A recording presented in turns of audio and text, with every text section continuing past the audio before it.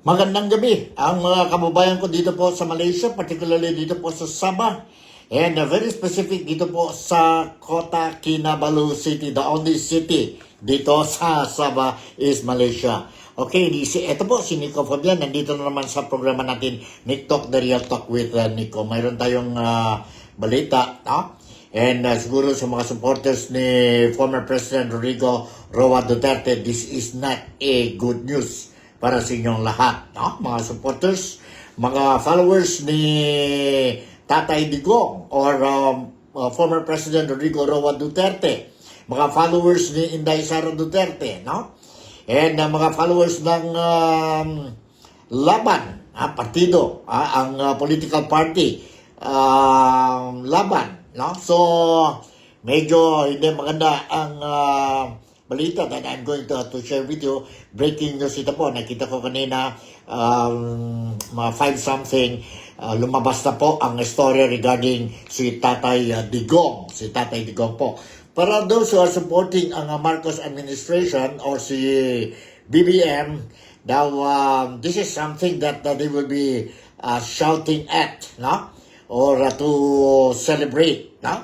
Para mga biktima naman ni yon mga biktima ng EKJ, now siguro I think they will be happy with this kind of announcement made by the International Criminal Court.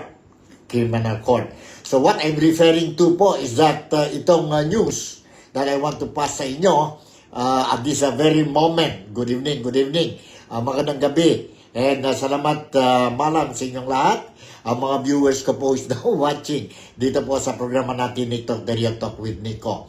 Okay, ang breaking news is that na-reject ang International Criminal Court ang appeal, no? Ang request ng lawyer ni Tatay Digong tungkol sa interim release or permanent or temporary release of Tatay Digong sa ibang nasyon, sa ibang nasyon, third country.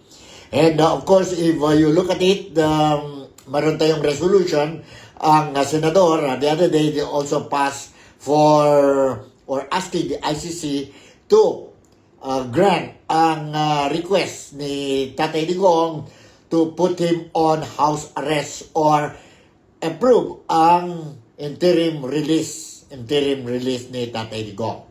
And anyway, hindi yun nangyari po, no?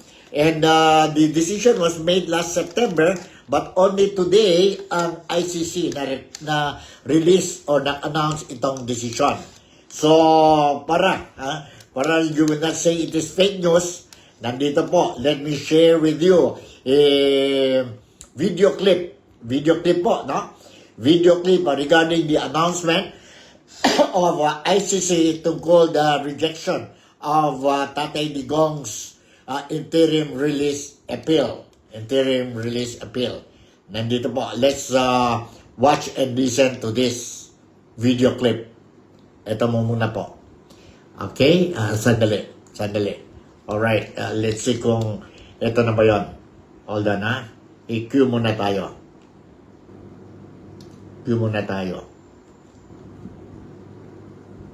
Alright, sandali po. Nandito po. Brief lang ito and later on I'm going to give you ang detalles po, no? Regarding itong announcement ng ICC. Nandito po. Let's listen to this. Tinanggihan ng International Criminal Court ang hirit ni dating Pangulong Rodrigo Duterte para sa interim release at mananatili siyang nakatitiin sa dahig. Ayon sa nilabas na desisyon ngayong Biyernes, October 10. Masyadong malaki ang tsansang takasan ni Duterte ang hustisya, hadlangan niya ang proceedings, at magpatuloy siya na gumawa ng krimen, ayon sa Pre-Trial Chamber 1 ng ICC. Binigyang pansin ng tatlong judges ng chamber ang paulit-ulit na pagtawag ni Duterte sa kanyang pagka-aresto bilang kidnapping. Pati na rin ang kanyang family connections bilang ebidensyang maaari siyang tumakas sakaling palayain.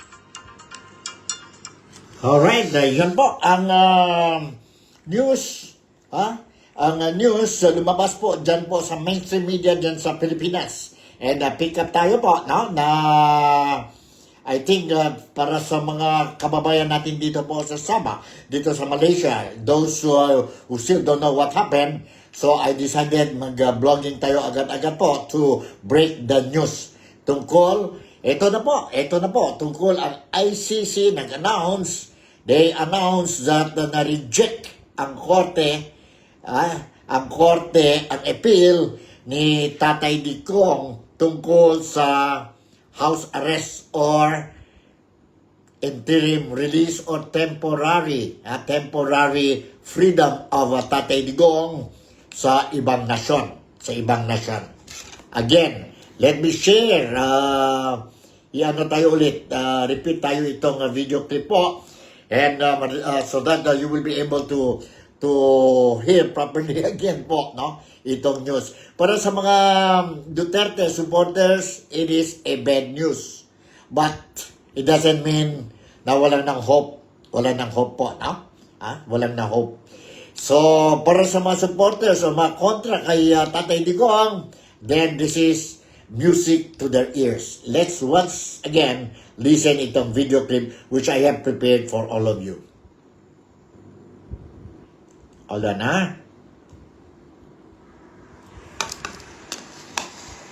Tinanggihan ng International Criminal Court ang hirit ni dating Pangulong Rodrigo Duterte para sa interim release at mananatili siyang nakadetain sa dahig ayon sa nilabas na desisyon ngayong Biyernes, October 10.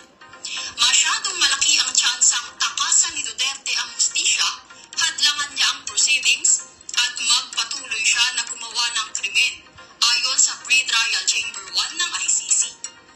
Binigyang pansin ng tatlong judges ng chamber ang paulit-ulit na pagtawag ni Duterte sa kanyang pagka-aresto bilang kidnapping. Pati na rin ang kanyang family connections bilang ebidensyang maaari siyang tumakas sa kanyang palayain. Alright, yan po. Klarong-klaro. Narinig niyo po, no?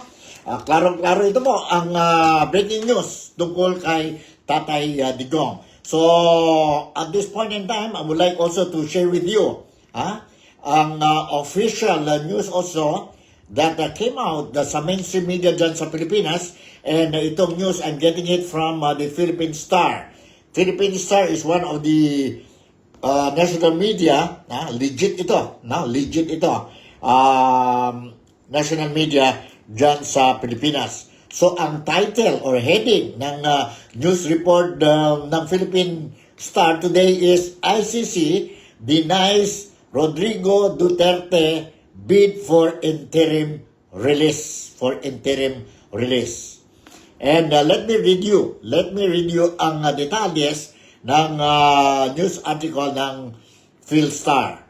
Dahan-dahan tayo. I will read to you slowly, and kung pwede, we will just comment a little bit on this thing para on this we will understand, or mga followers ka po will have a clear picture kung ano talaga what happened sa request ni Tatay Digong tungkol sa interim release, tungkol sa temporary release, tungkol sa house arrest. Kung dito yon sa Pilipinas, house arrest yun, no?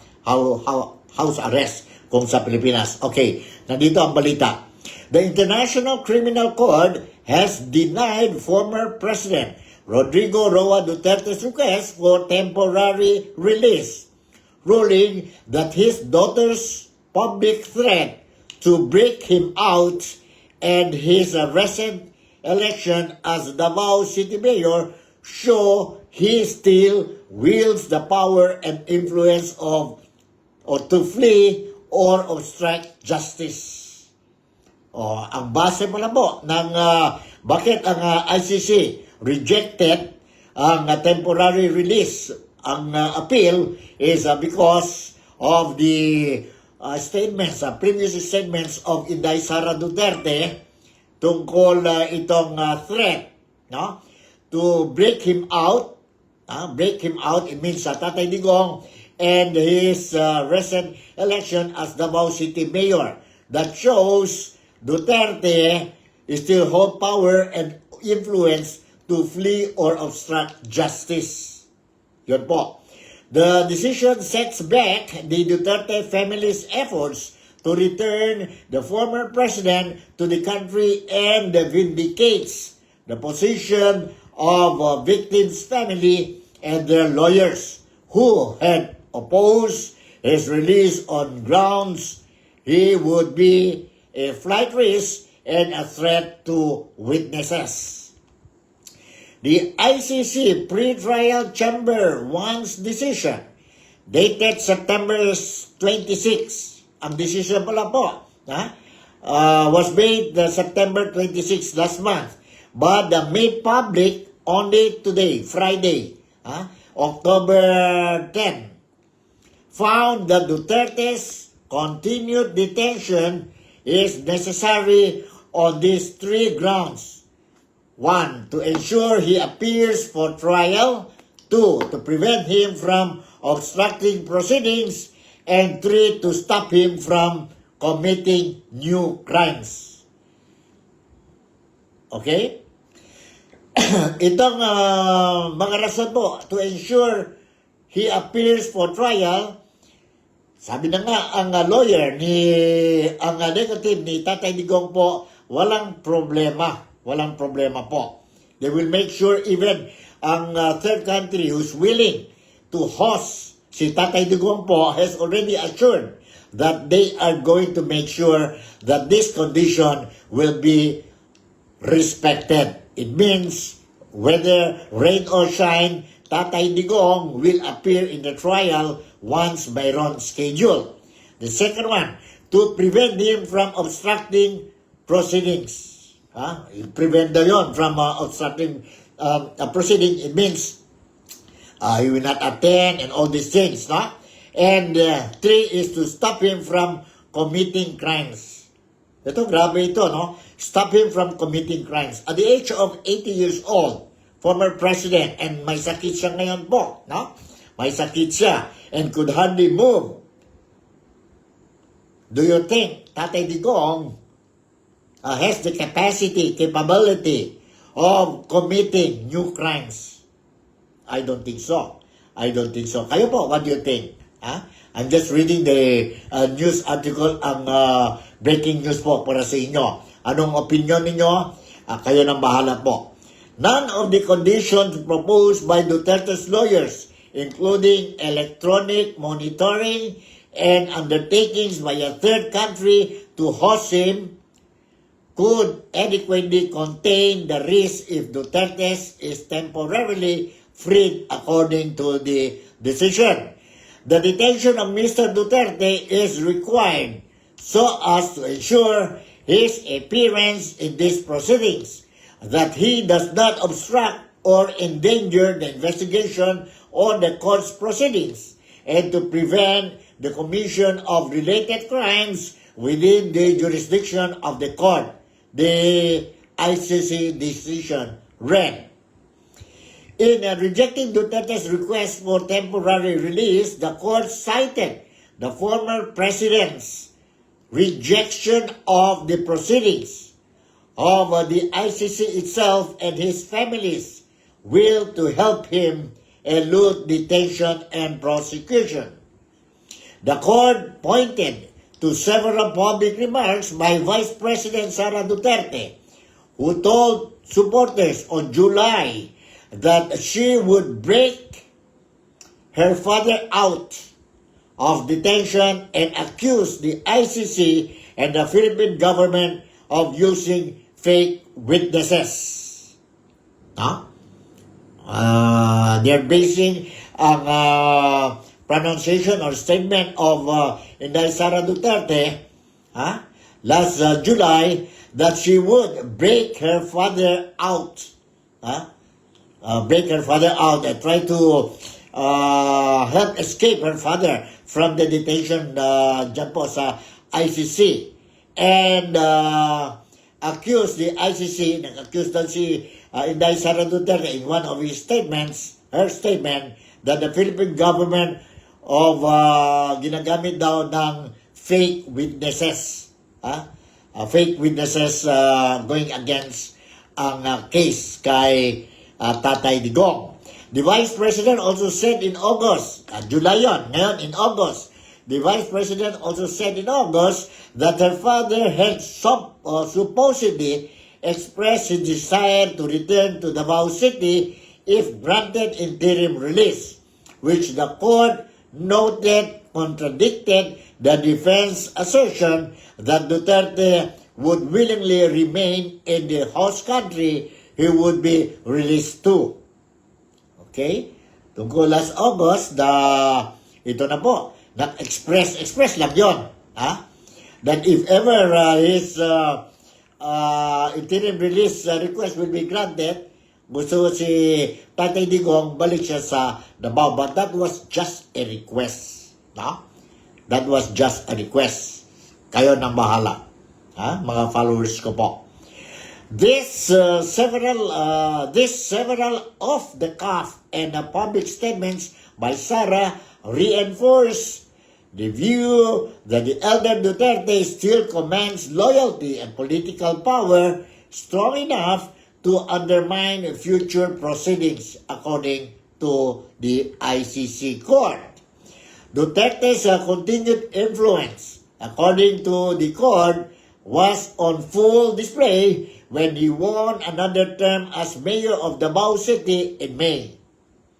This placed him once again at the helm of the city where many of the alleged drug war killings occurred.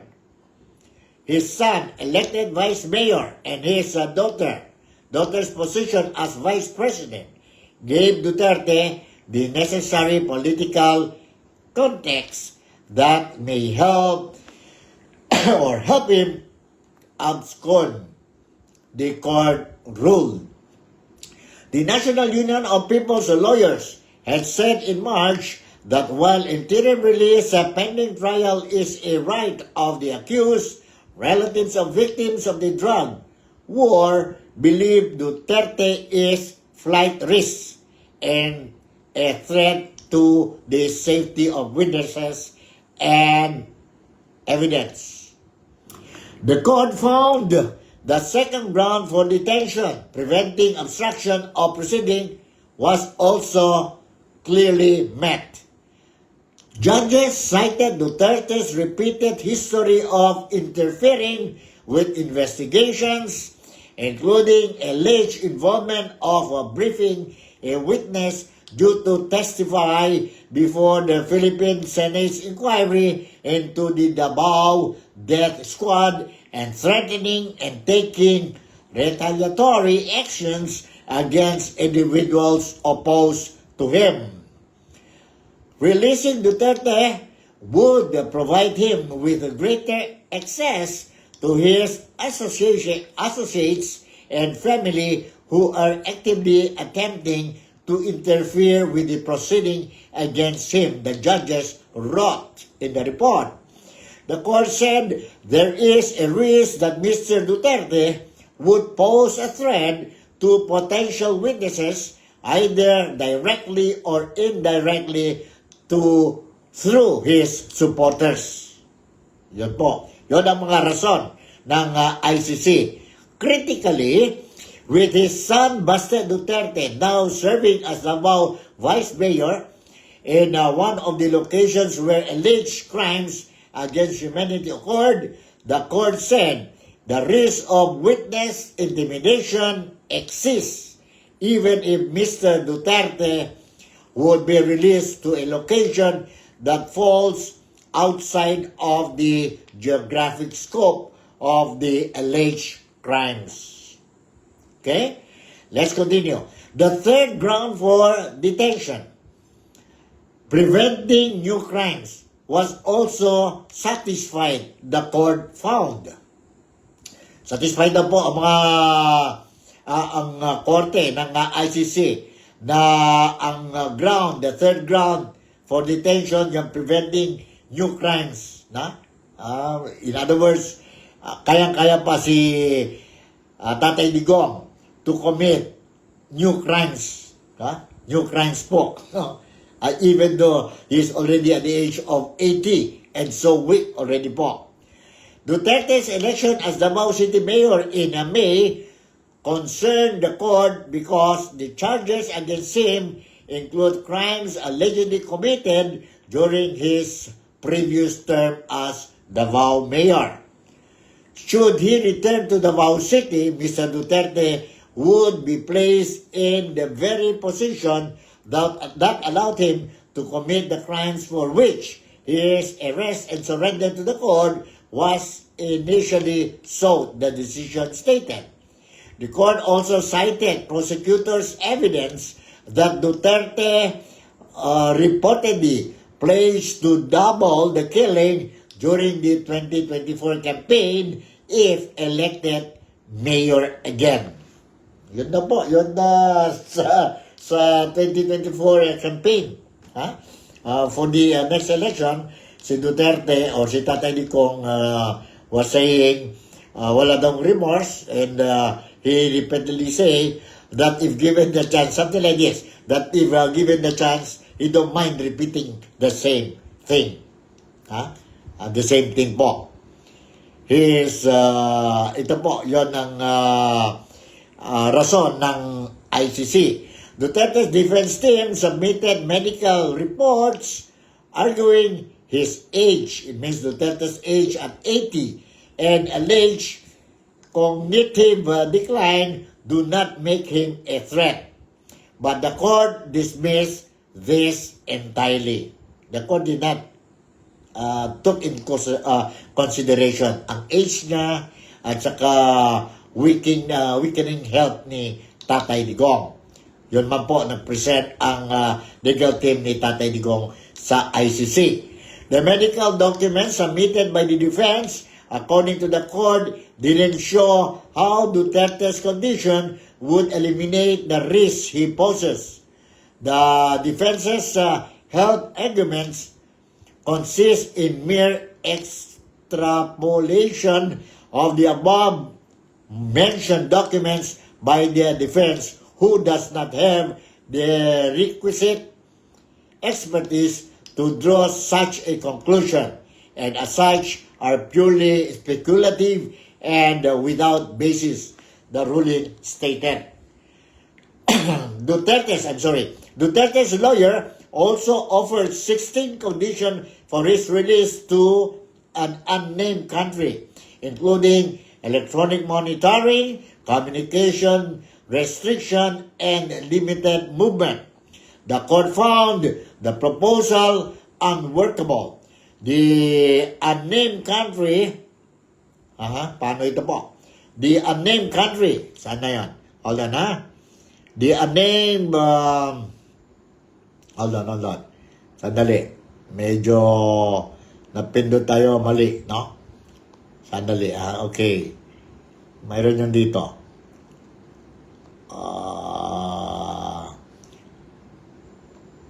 Hold on. Sandali po.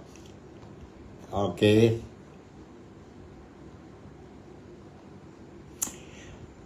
Alright, sandali. Duterte's election as Davao mayor would be placed in the very position. Okay, saan na yun? Okay. Okay. Alright. Okay. Okay, the court found the proposal unworkable. The unnamed country lacked infrastructure for electronic monitoring, which the defense itself called essential to mitigate the risk of flight. Some proposed conditions would require substantial involvement from the court's registry, raising implementation concern. The chamber finds that the proposed conditions are not sufficient to mitigate the release enumerated above in relation to Mr. Duterte's interim release, the decision stated. The confirmation of a charges hearing, initially set on September 23rd, has been postponed. Meanwhile, independent medical experts are assessing whether Duterte is fit to participate in proceedings, a separate legal question from whether he should be granted interim release. Yan po. Yon ang latest updates regarding ang appeal ni Tatay Digong po dyan po sa ICC for his interim release or house arrest. Kung sa Pilipinas na po, house arrest. No? Na-reject ang ICC for 3 reasons po. No? For 3 reasons. Yan na po. Na flight risk pa rin daw siya. And then ang mga statements daw, previous statement ni Vice President Inday Sara Duterte, who is the daughter of Tatay Digong, na mention these things. And dahil dyan po, they believe na hindi dapat magbigay interim release kay Tatay Digong. No? Kay Tatay Digong. Kaya pa daw si Tatay Digong to, sabihin natin, commit new crimes. Despite of his age. No? Of his age. Ano ba talaga po? What is happening? What is happening? What is happening?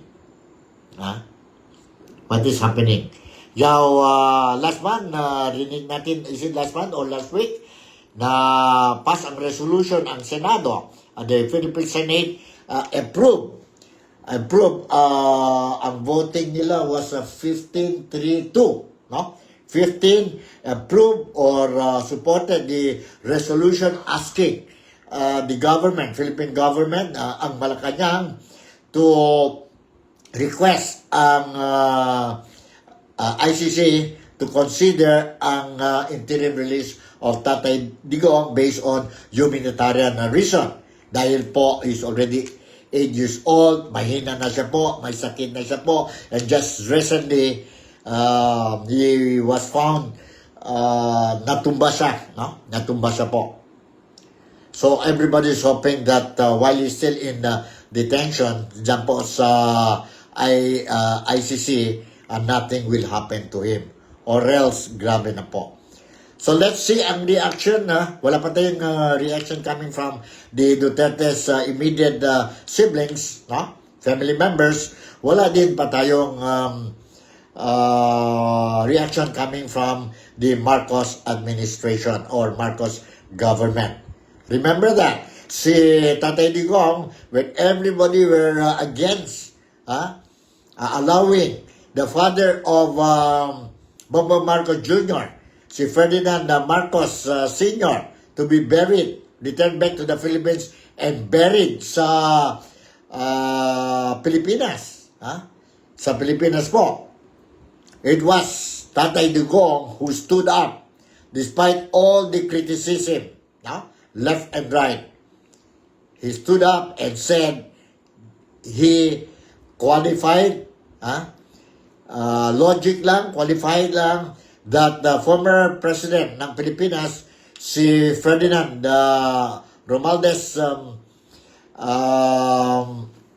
Marcos Sr., should be buried. Let him be buried dito po sa Pilipinas. And now, we don't hear anything from the son of former President, the late Ferdinand R. Marcos Sr. No? Marcos Sr. And marami pa tayong dito problema po dyan sa Pilipinas, itong graft and corruption. So with this kind of developments kay Tatay Digong, plus ang problema natin dyan po sa Pilipinas, itong corruption, no? Corruption involved ang mga politicians. And mahirap na ang buhay ng mga Filipinos dyan po sa Pilipinas, dagdag ito po sa galit ng mga Filipinos. Wala nang trust ang mga taong bayan sa gobyerno po. Plus ito pa po, the government is not doing anything, even para na lang humanitarian reason. They are doing nothing. I don't know if tomorrow there will be any statement from the government, from Marcoses, no? Lalo na po, galit ang Pilipino. Lalo na po, nagalit ang Pilipino. So siguro, ito na lang muna. Unless, okay, check muna tayo kung mayroon pa tayong mga latest updates tungkol sa case ni sino ito? Ni Tatay Digong. Let's see. Mayroon pa ba dito? Mayroon dito po. Remulla, ano naman dito? Remulla set to lift Duterte era. SALN. Excess restriction. Is Duterte faking illness? ICC prosecutor. Ano ito po? Okay, let me read you this story. Ang title po, heading is Duterte faking illness. ICC prosecutors seek independent assessment by 3 experts. Alright? Okay, let me read you this article. Seeking to resolve questions over former President Rodrigo Roa Duterte's fitness for trial, International Criminal Court prosecutor have asked the pre-trial chamber to tap 3 independent specialists to evaluate Duterte's health, including whether he may be feigning illness or pretending lang po, no? In a 9-page finding dated September 18 but made public October 9, ICC Deputy Prosecutor Main Mandyaye niyang push for the creation of a multidisciplinary panel composed of at least 3 experts, a forensic psychiatrist, a neuropsychologist, and a behavioral neurologist to assess Duterte's capacity to stand trial. Tatlo yun po, specialist. No?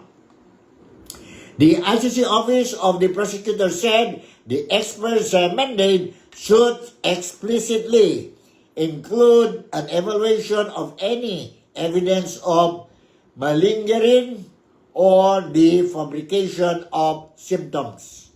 The medical fitness issues has somewhat slowed the pace of proceedings against Duterte, who was arrested and transferred to ICC custody earlier this year. During his initial appearance before the chamber via video link, ICC presiding judge Motok remarked that Duterte had been medically examined and found to be fully mentally aware and fit. During that time po, despite he's already weak, no? He was brought to the Netherlands or dyan po si The Hague, yes. But after how many months? No? Doon siya po sa detention center, of course, ang health will deteriorate. You cannot base on ang findings ng doktor, medical findings of Duterte when the day he arrived at The Hague. Mayroon talaga yun po. Mag-deteriorate mentally, physically, and even spiritually po. Even spiritually. For me, I believe, hindi pwede po. You base ang earlier medical examination result when Tatay Digong arrived dyan po sa The Hague. No?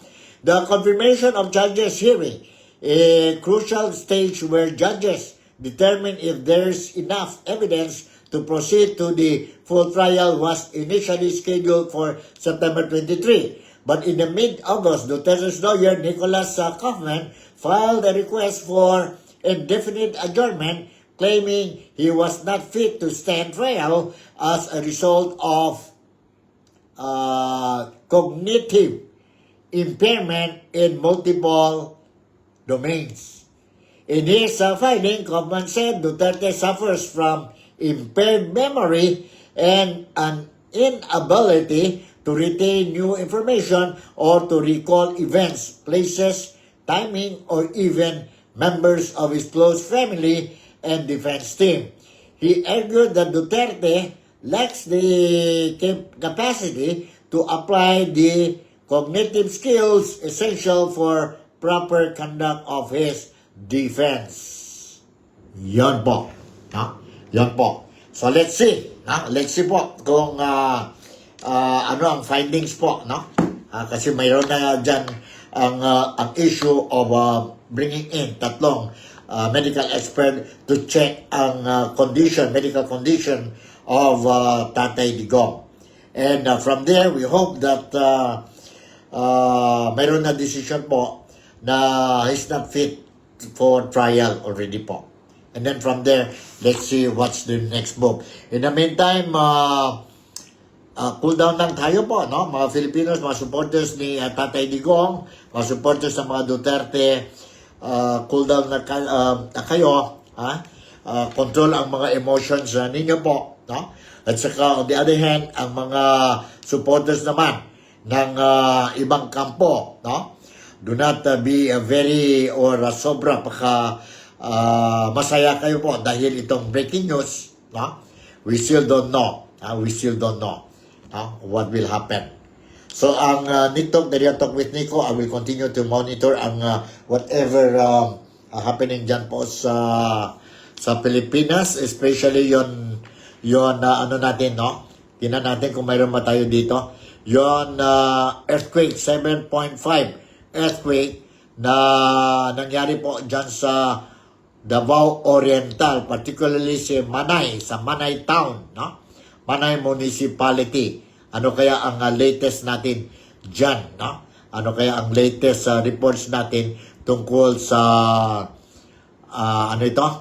tungkol sa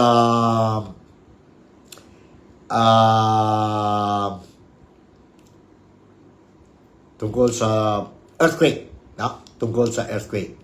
So kung wala pa man, then maybe on my next blog I will make sure that you will be properly informed, no? Properly informed.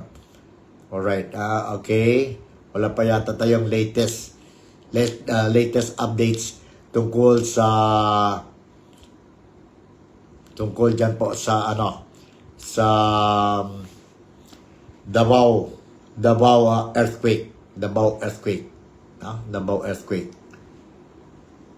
Hold on, one more time. Check tayo ulit. Dalawa na pala, no? Ang latest natin dito po sa report sa Davao Oriental earthquake, which is magnitude 7.5. Ang latest po, konfirmado na po na mayroon 2 casualties, 2 fatalities. A powerful quake struck the waters of Davao Oriental on Friday morning, leaving at least 2 people dead and triggering a tsunami alert that was later lifted. The Philippine Institute of Volcanology and Seismology, or PhilVoc, said, no? PhilVoc said the magnitude 7.5 quake hit some 44 kilometers northwest of Manay Town. The government office earlier put the magnitude at the 7.6, but subsequently lowered from the figure to 7.5. Davao Oriental Governor Nelson Dayang Hirang told ANC's deadline that 2 individuals have been confirmed dead in the province following the quake.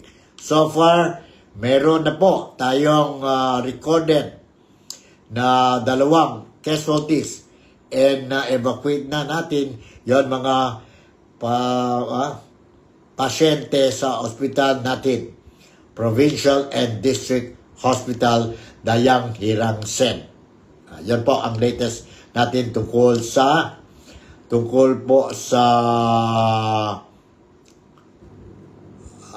earthquake dyan po sa Davao. Sige lang, I will make sure that you will be really updated when it comes to itong notisya. In the meantime, hanggang dito na lang po si Nico. Don't forget po to say a prayer, prayer sa mga biktimang 2 fatalities dyan po sa Oriental Davao earthquake, and mga iba pang mga biktimas dyan po sa earthquake. And don't forget also to say a prayer sa mga biktima ng earthquake dyan po sa Cebu, no? 6.9 yun po the other day. And mayroon pa rin tayong mga biktima ng typhoon dyan sa Pilipinas. Let us all include them sa prayer natin. And of course, pray for peace in the Philippines pray for, sabihin natin, good health din kay Tatay Digong, and pray for everybody. Let's hope peace on earth po, no? May peace tayo sa mundo. So with this, once again, si Nico Fabian would like to say, Malaysia, Sabah, the Philippines, see you again in my next episode. Bye.